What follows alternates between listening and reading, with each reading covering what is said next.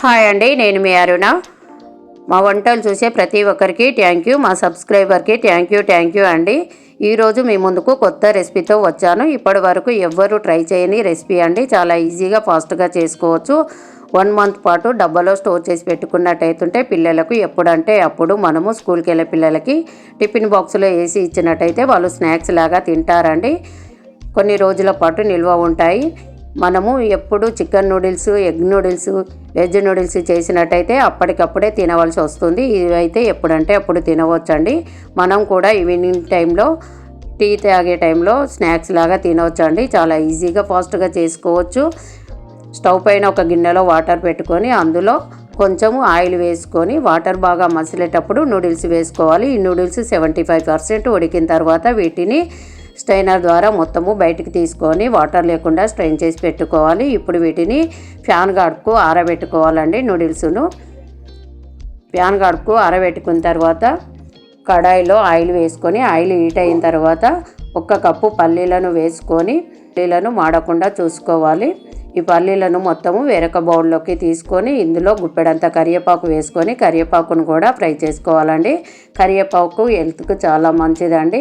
ఈ కరివేపాకు వేయడం వల్ల టేస్ట్ అనేది బాగుంటుంది, హెల్త్కి కూడా చాలా మంచిదండి. ఇలా వేస్తే డైరెక్ట్ తినేస్తారండి, పడేయకుండా. ఈ నూడిల్స్ను మనము ఇప్పుడు ఆయిల్లో సేమ్ మురుకుల పావుతో తిప్పినట్టుగా చేయితో తిప్పాలండి. తిప్పినట్టయితే కారపూస మురుకులు ఎలా వస్తాయో సేమ్ టు సేమ్ అలానే వస్తాయి.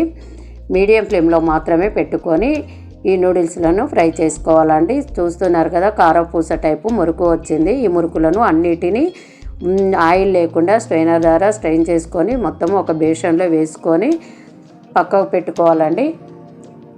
ఇప్పుడు మనము ఈ మురుకుల్లాగా వచ్చిన నూడిల్స్ ఉన్నాయి కదండి, కారపూస టైపే ఉంటాయి. వీటిని చేయితో బాగా ప్రెస్ చేయాలండి. చేసి ముక్కలు ముక్కలుగా చేసుకోవాలి. ఇలా చేయడం వల్ల మిక్చర్ లాగా రెడీ అవుతుంది మనకు. ఇప్పుడు మనము ఫ్రై చేసిన కప్పు పల్లీలు ఉన్నాయి కదండి, ఆ పల్లీలను కూడా ఇందులో వేసుకొని కరివేపాకును వేసుకోవాలి. కొంచెం కారము, తగినంత సాల్ట్ వేసుకొని కలుపుకోవాలి. సేమ్ మనము బూందీ ఎలా చేస్తామో సేమ్ టు సేమ్ అలానే బూందీలో మనము కారము సాల్ట్ కలుపుకుంటాం కదా, సేమ్ అలానే కలుపుకొని కిందికి మీదికి ఇలా షేక్ చేసుకోవాలి. లేదంటే చేయితోటి ఇలా మొత్తము మిక్స్ అయ్యేలాగా కలుపుకోవాలండి. ఎంతో రుచికరమైన మిక్చర్ అనేది మనకు రెడీ అయిపోయింది. మీరు కూడా ఈ మిక్చర్ను ట్రై చేయండి. మీకు ఎలా వచ్చిందో కామెంట్ చేయండి. అప్పటికప్పుడు చేయడము చాలా కష్టం అండి. పిల్లలకు మనము ఇలా చేసి స్టోర్ చేసి పెట్టినట్టయితే ఎప్పుడంటే అప్పుడు చేసి ఇవ్వచ్చండి. వీటిని డైరెక్ట్ తినవచ్చు. లేదంటే సన్నగా తరిగిన టమాటా, సన్నగా తరిగిన ఆనియన్, కొత్తిమీర, పైనుంచి కొంచెం నిమ్మరసం పిండుకొని సర్వ్ చేసుకుంటే ఎంతో టేస్ట్ గల నూడిల్స్ మిక్చర్ రెడీ అయిపోయింది. మీరు కూడా ట్రై చేసి మీకు ఎలా వచ్చిందో కామెంట్ చేయండి. Thank you. చూసారు కదా ఫ్రెండ్స్, మా అమ్మ చేసిన వెరైటీ నూడిల్స్ మిక్చర్. మీరు కూడా ట్రై చేసి ఎలా ఉందో చెప్పేయండి. Please like, share and subscribe. Thank you for watching.